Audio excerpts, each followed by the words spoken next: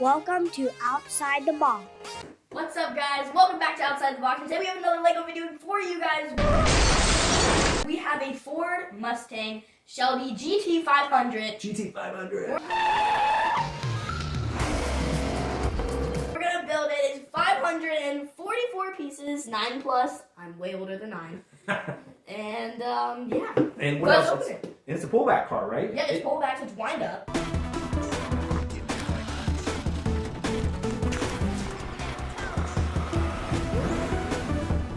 So yeah, this is it. This is the Ford Mustang Shelby GT500. It's a wind-up car. There's a picture on the back of the actual car in real life.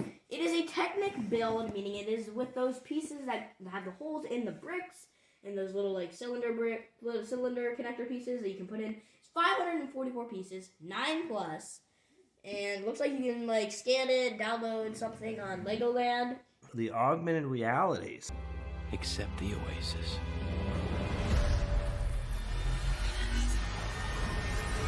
So you can download the app, you can experience the build, you can scan your model, you can look at it in augmented reality, like it's sitting on the surface of the table. Open it, open it, open it!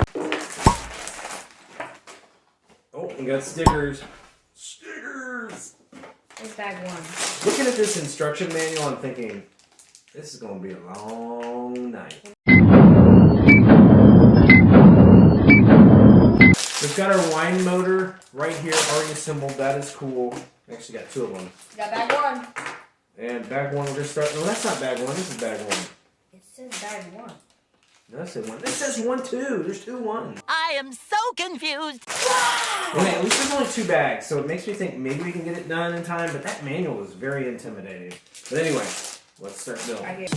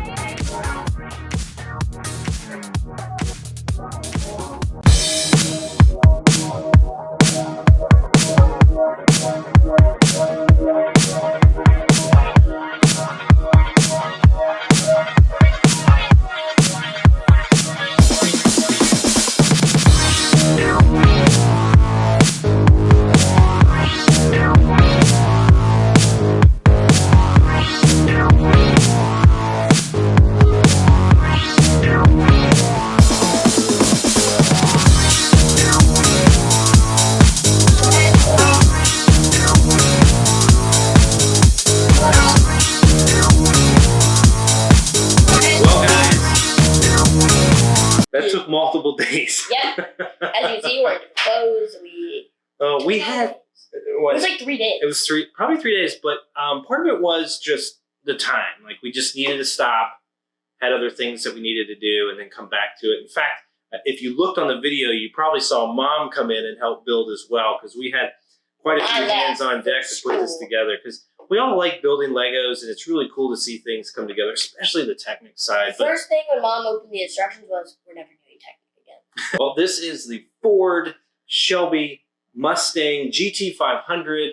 It is completed, assembled. It was only, 107 pages in this manual. When I first saw this manual, I was kind of like, I built some large Lego sets before, but when I saw this, like, for the size it is and the volume of this manual, I was like, oh man.